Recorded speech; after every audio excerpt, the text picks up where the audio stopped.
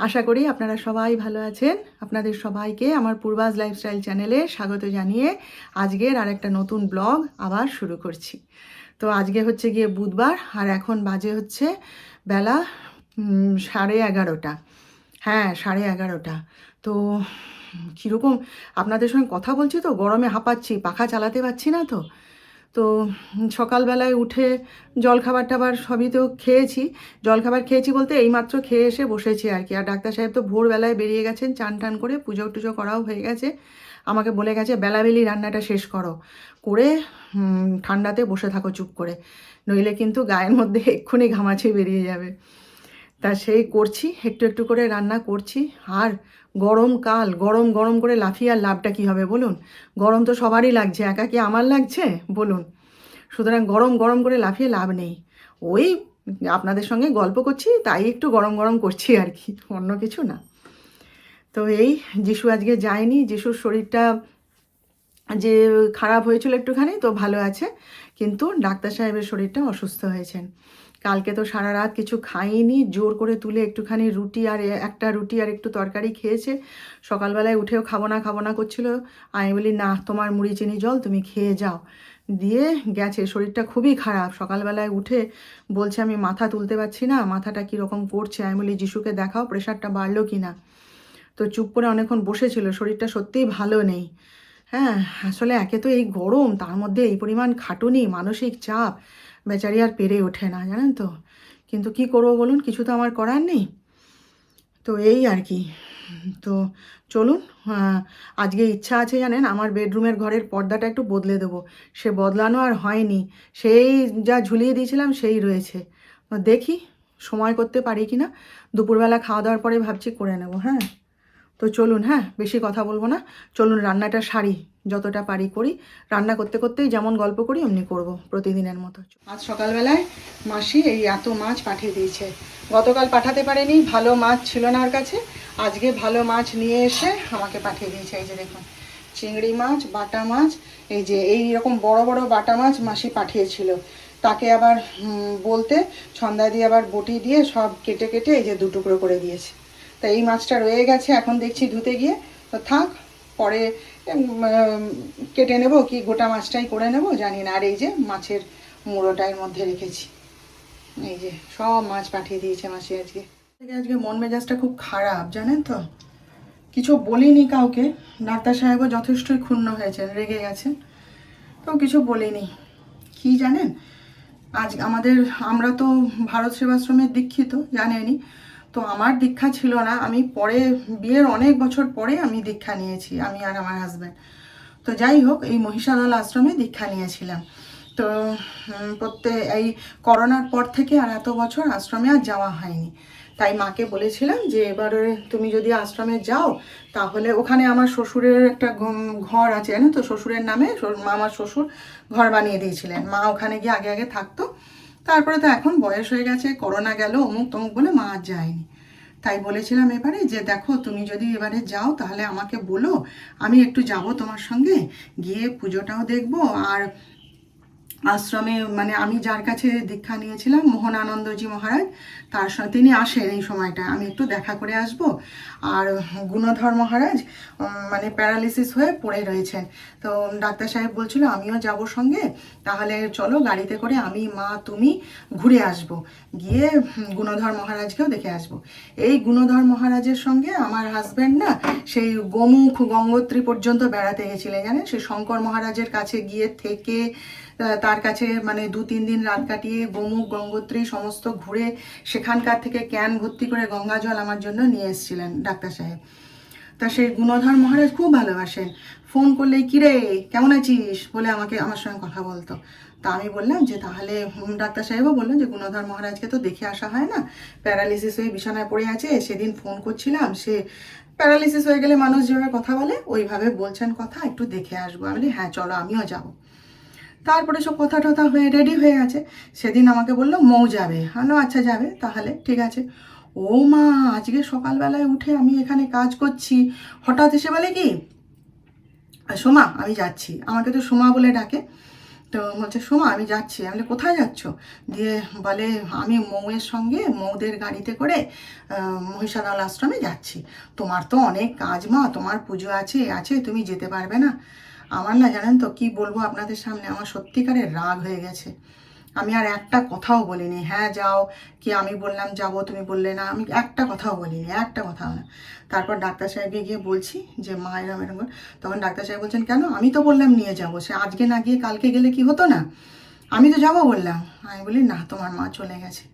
বলে বাদ দাও, আর কোনো কথাই বলেনি সে, বাদ দাও নয়, সে আর কোনো কথাই বলেনি, চুপচাপ চলে গেছে। তো সেই থেকে না খুব খারাপ লাগছে জানেন। আমাদের শাশুড়ি মা না এইরকমই মানে তর সয় না, মানে যাবো তো মানে উঠলো বাই তো কটক যাই, বুঝলেন তো। তো সেই জন্যে আজকে সকাল থেকে মনটা খুব খারাপ। মানে ঠিক আছে যাও তুমি, আমি আর যাবো না। কিন্তু এই যে মা গেল না, প্রথমত যে অন্যের গাড়িতে করে গেছে, তাইতে ডাক্তার সাহেব রেগে গেছেন, বলে যে ও সব পছন্দ করে না। বলছে আমার গাড়ি গ্যারেজে দাঁড়িয়ে আছে আর আমার মা অন্যের গাড়িতে করে চলে গেল, মা তো আমাকে কিছু বলেনি। ডাক্তার সাহেব ওগুলো পছন্দ করেন না। তারপরে ব্যাপারটা হচ্ছে মা এই যে রোদে রোদে গেল না উড়ে উড়ে, এইবার আসবে ওখানে খাবে, খেয়ে এবার আসবে, এসে বমি টমি করে বিছানায় শুয়ে দেখবেন কি অবস্থা হয়। আমি আর কিছু বলিনি, ঠিক আছে যাও। সেই জন্য না মনটা খুব খারাপ সকাল থেকে জানেন। তরকারি করব দেখুন, এঁচড় আজকে কাটতে আমার দম বেরিয়ে গেছে। মাসি আমাকে একটা এত বড় এঁচড় দিয়েছিল জানেন, সেইটা বোধহয় আরও বোধহয় 2 দিন ধরে খাবো আমরা। এত বড় এঁচড় লাগে তো একটুখানি, অত এঁচড় কী হবে বলুন তো, বললে কথা শোনে না। এতবার করে বললাম আমাকে আধখানা এঁচড় দাও, দিল না। এই যে তেল গরম করেছি আর এই যে টমেটো আদা রসুন পেঁয়াজ লঙ্কা সব দিয়ে একটা পেস্ট বানিয়ে দিয়েছি। এখানে আগের পেস্টটা একটুখানি ছিল, এটা দিয়ে আমার জন্য যেটা বানাবো সেটা হয়ে যাবে। 2 রকমভাবে এঁচড় হবে, একবার আলু দিয়ে হবে, একবার আলু ছাড়া হবে, বুঝলেন। প্রচুর ঝামেলা করি আস্তে আস্তে, তারপর আপনাদের সঙ্গে শেয়ার করব। দেখুন এঁচড়ের তরকারি বসিয়ে দিয়েছি, এই যে সেদ্ধ হোক ততক্ষণ, চাপা দিয়ে দিই। কেন বললাম এঁচড়ের তরকারিটা কাটা এক যুদ্ধ জানেন? আপনারা সব বটিতে কাটেন তো, আমি বটিতে কাটতে পারি না জানেন তো। আমি যত কিছু আনাজ যা আনাজ সব ওই ছুরিতে প্যালেটের উপরে কাটি। মানে কি, আগে ছুরিতেই কাটতাম, এই ছুরিতে বলছি বটিতেই কাটতাম, বুঝলেন তো। ধারালো বটি ছিল আমার অনেকগুলো বটি, ঠাকুরের বটি আলাদা আছে, মাছের বটি আলাদা, তারপরে মানে এমনি আনাজ কাটার বটি আলাদা, অনেক কিছু করেছিলাম। কিন্তু যখনই বটিতে কাটতে যেতাম জানেন, হাত কেটে রক্তারক্তি হয়ে যেত। আমার মা কি সুন্দর বটিটাকে টেবিলের উপরে সেট করে দিয়ে দাঁড়িয়ে দাঁড়িয়ে কাটতেন, কিন্তু আমি বসেও কাটতে পারি না। যতবার কেটেছি একবার এমন কাটতো আঙুল, সে রক্ত থামতে চাইতো না। একবার তো এমন কাটলো সে গোটা ঘর রক্ত টক টক করে ছড়াচ্ছে। আমি খুঁজে বেড়াচ্ছি চেপে ধরে ডাক্তার সাহেবকে, যে কোথায় গেল এই আঙুলটা, ডাক্তার সাহেব কোথায় গেল। সে রক্ত দেখে সে ভয় পেয়ে গেছে, এমন কেটেছিল হাত দিয়ে।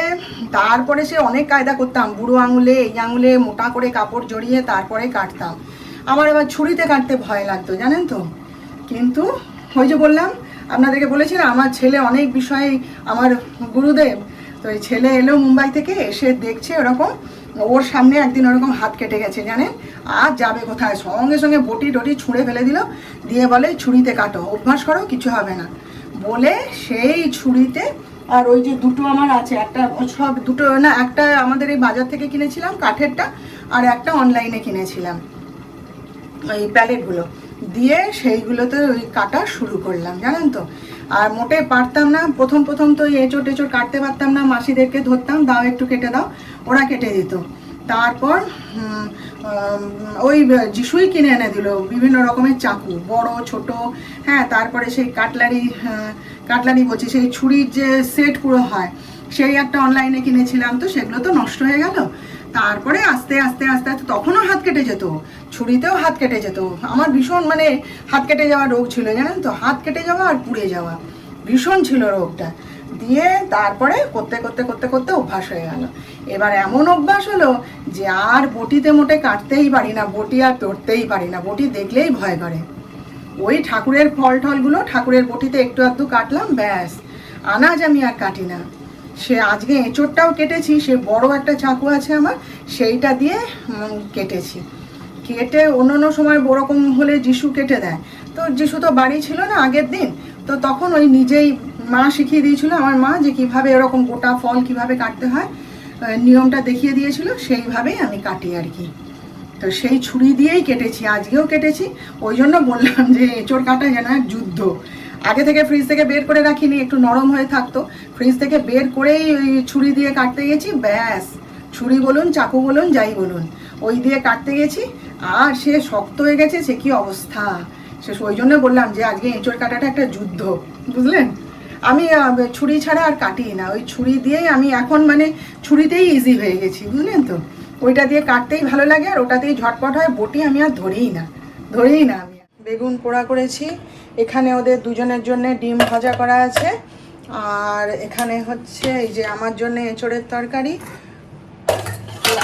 লাল শাক ভাজা, আর এখানে হচ্ছে ডাল, মসুর ডাল, আর এখানে ওদের জন্য আলু দিয়ে এঁচড়ের তরকারি, আর এই যে বাটা মাছের সর্ষে বাটা দিয়ে ঝাল করলাম। এই যে গোপাল, আর এই যে দেখুন সন্ধ্যা প্রদীপ জ্বাললাম, এই যে জল মিষ্টি দিয়ে খেতে দিলাম, আর এই যে আজকে এইরকম সাজিয়েছিলাম ওকে, আপনাদেরকে দেখানো হয়নি সকাল থেকে, এই যে দেখুন। তো সন্ধ্যা দিয়ে উঠলাম এক্ষুনি, তুলসী তলায় বাতিও দেওয়া হয়ে গেছে, গোপালকে শয়নও দেওয়া হয়ে গেছে, দিয়ে এই এলাম একটুখানি চা করতে। আমি আর যিশুই চা খাবো, শুধু চাই খাবো, চা আর বিস্কুট খাবো। আর কি বলে, ডাক্তার সাহেবের তো এসে তো সেই যে ভাত ঠাত খেয়ে নিয়ে শুয়েছে, দিয়ে শরীরটা খুবই খারাপ, ওঠেই নি আর। তো আমি গিয়ে জিজ্ঞেস করলাম এখনই যে এ খাবে, গরম দুধ করে দেবো, কফি গুলে দেবো, কফি খেতে খুব ভালোবাসে জানেন তো। ওরই জন্য আমি কয়েকটা কফির পাতা এনে রেখে দিই, আমরা সবাই তো কফি খাই না, ওই জন্য কফির শিশি কিনি না, ওই কফির পাতাই 4-5টা কিনে রেখে দিই, ও মাঝে মধ্যে ওকে দিও, খুব ভালোবাসে খেতে। তা জিজ্ঞেস করলাম যে তুমি কি কফি খাবে, বললো না খাবো না, কিছুই খাবো না। তো গলাটাও বসে গেছে হঠাৎ করে, শরীরটা খুবই খারাপ হয়েছে জানেন। একে তো গরম, এই গরমের মধ্যে তো সেই সোফাতে চুপ করে শুয়ে মোবাইল দেখছে, আমি আর ডিস্টার্ব করিনি, যে আচ্ছা থাক। তো আমি আর যিশু খাবো, যিশুও পড়াশোনায় ব্যস্ত রয়েছে, তো একটু এই চা বিস্কুটটা করে ওকে দিয়ে আসি, দিয়ে এসে আমি চা বিস্কুট খাবো। তো চলুন, হ্যাঁ, পরে আবার আপনাদের সাথে দেখা করবো, এখন আমরা একটু চা জল খাবার খাই, তারপরে। এই দেখুন, এই যে ঘড়িটা, এটা আমার ছেলে প্রথম রোজগার করে আমাকে গিফট করেছিল, বুঝলেন। ওর প্রথম রোজগারের টাকায় ও মাকে এটা কিনে দিয়েছিল। তো এটা আমি খুব পড়ি, যেখানেই যাই আমি এটাই হাতে দিই, না পড়লেই বলবে মা পড়ো, সে ঘড়িটা পড়ো না, পড়ে পড়ে শেষ করো, আমি আবার কিনবো। তো এটা যেখানেই যাই আমি পড়ে যাই, আমার খুব ভালো লাগে। ওই শিখিয়ে দিয়েছে সব কিছু, মানে কি কি আছে ব্যাপার, কিভাবে কি করতে হয়, সবই যিশুই শিখিয়ে দিয়েছে। তো ঘড়িটা এক্ষুনি দেখলাম চার্জ নেই জানেন, চার্জে দিয়ে দিই। এটা চার্জ আমাকে বলেছে মা, এটা সব সময় চার্জ দিয়ে রাখবে, কারণ ফোনের সঙ্গে কানেক্ট করা আছে তো তোমার অসুবিধা হবে, ওই জন্য এটা কিনে দিয়েছি। আর আমার ছেলে আমাদেরকে পয়লা বৈশাখে কি গিফট করেছে আপনাদেরকে দেখানো হয়নি, তো দাঁড়ান নিয়ে আসি দেখাচ্ছি। আমাদের ছেলে আমাদের পয়লা বৈশাখে এই যে এই পাউডারটা আর এই যে এই পারফিউমটা গিফট করেছে। এই পাউডারটা হচ্ছে যিশুর খুব প্রিয় পাউডার, ও এই পাউডারটা মানে ভীষণ ভালোবাসে, আর এর মানে গন্ধটাও খুব সুন্দর। তো সেই জন্যে মানে এমন কিছু জিনিস বলো যেটা বাপি আর তোমাকে দুজনকেই একসাথে দেওয়া যায়। তো কী দিবি আমি আচ্ছা ঠিক আছে, পাউডার একটা ওর বাবা নিয়ে এসছে, আমাদের পাউডার ট্যালগম পাউডার শেষ হয়ে গেছিলো, নিয়ে এসছে, বলে আচ্ছা ঠিক আছে, তাহলে ও নিজের জন্যও কিনেছে একটা, আমাদের জন্যও নিয়ে এসছে। আর এই পারফিউমটা ওর বাবার খুব পছন্দের পারফিউম এটা, তো এটা নিয়ে এসছে, আর এই পাউডারটা, বুঝলেন। সেদিন চশমা ঠিক করাতে গেছে ওর দোকানে, ফ্রেমটা চেঞ্জ করবে, সেইখানে গিয়ে আমার সঙ্গে লেগেছে জানেন, একটা ঘড়ি কিনে দেবো, তোমার বার্থডেতে কোনো গিফট আমি দিতে পারিনি, আমি ঘড়ি কিনবো। সে যে তাকে থামাতে পারি না, আমি বলি চল বাবা বাড়ি চল, এখন পরে কিনবি চ, বলে তাকে বুঝিয়ে সুঝিয়ে নিয়ে এসেছি জানেন। তো এই দুটো আমাদেরকে আমাদের ছেলে গিফট করেছে পয়লা বৈশাখে, সুন্দর হয়েছে না? আমার তো খুব পছন্দ হয়েছে। তো এখন বাজে হচ্ছে 10টা 15, রান্না তো হয়ে গেছে, আজকে আর বেশি কিছু করিনি, রুটি আর আলু ভাজা করে দিয়েছি, আর ওবেলার এঁচোড়ের তরকারি তো আছে, সেই দিয়েই ওরা খেয়ে নেবে। আর মনটাও ভালো লাগছে না জানেন, ডাক্তার সাহেবের শরীরটা খুব খারাপ হয়েছে। এক্ষুনি গেছিলাম ওখানে, দেখি না চুপ করে সোফার উপর সেই যে শুয়ে আছে আর ওঠেনি। তাই এক্ষুনি গালাগালি করলাম যে উঠে বসো, বসে তোমার গান টানগুলো করো, মোবাইল দেখো, কথা বলো, এরকম টেনশন করলে হয়। দিয়ে আমাকে এক্ষুনি বলছে কি আমার মাথাটা যন্ত্রণায় ছিঁড়ে পড়ে যাচ্ছে, ওই ওটিতে এসির মধ্যে ছিলাম, আবার সেখান থেকে বেরিয়েছি, এই করে মনে হয় ঠান্ডা লেগে গেছে, একটু মাথাটা টিপে দাও। বলতে অমৃতাঞ্জন লাগিয়ে দিলাম, তারপরে বলে কি আমার বুকের মধ্যে কীরকম একটা করছে আর গা হাত পা ব্যথা করছে। আমার না ভয় লেগে গেছে জানেন তো, আমি গিয়ে ছুটে যিশুকে ডেকেছি যে দেখ বাবা কি হলো। যিশু পড়ছিল, দৌড়ে উঠে এসছে, বলে কি হয়েছে, কি বেকার বেকার টেনশন করছো, কি হয়েছে তোমার, এত টেনশন কেন করো ব্যবসা নিয়ে। তখন বলতে বলে যে না আমার শরীরটা কীরকম একটা লাগছে, বলতে আমার ভয় লেগে গেছে জানেন তো। তারপরে যিশু তো স্টেথো দিয়ে দেখলো টেকলো, এই সেদিন হসপিটাল নার্সিংহোমে ভর্তি হয়েছিল, বলুন আপনারা তো জানেন কী দিন গেল। দিয়ে তারপরে যিশু তো স্টেথো দিয়ে দেখলো টেকলো, বলছে না বাপি কিচ্ছু নেই, গা হাত পা ব্যথা করছে, তোমার ঠান্ডা লেগেছে। বলে আবার একটুখানি গা হাত পা টিপে দিল, ম্যাসেজ করে দিল, আমিও পাটাগুলো একটু টিপে দিলাম। দিতে ওই যে উঠে বসেছে, আর বসে আমি গালাগালিও করেছি, আমি বলি ওঠো, সব সময় তোমার কী এত টেনশন গো, উঠে বসো, বসে তুমি তোমার গান করো না, তোমার বাজনাগুলো বাজাও, তুমি মোবাইল দেখো, কথা বলো, ঘুম মেরে বসে থাকলে কি তোমার সমস্যার সমাধান হয়ে যাবে? হ্যাঁ, তো বলুন, ওর সমস্যা ওরকম আসে জীবনে, ওসব নিয়ে অত টেনশন করলে, আর এখন বয়স হয়েছে, এসব টেনশন করলে হয় বলুন তো। দিয়ে করতেই যে উঠে বসেছে, আমি বলি খাবে এখন, বলে না। তো থাক, যখন খাবে খাবে, যিশুও খাবে না বলছে এখন, ঠিক আছে থাক, আমি আমার খাবারটা করে নিই, নিয়ে ওষুধটা খেয়ে আমাকে তো টাইমের মধ্যে খেতে হবে, কিছু তো করার নেই। তো দেখি, তো চলুন, হ্যাঁ আজকের মতন এখানেই শেষ করে দিলাম। কালকের দিনে আমরা আবার দেখা করব নতুন বিষয় নিয়ে, নতুন ব্লগে। আপনারা সবাই ভালো থাকবেন, আর আমার আজকের ভিডিওটা ভালো লেগে থাকলে প্লিজ একটা লাইক, শেয়ার ও সাবস্ক্রাইব অবশ্য করে দেবেন।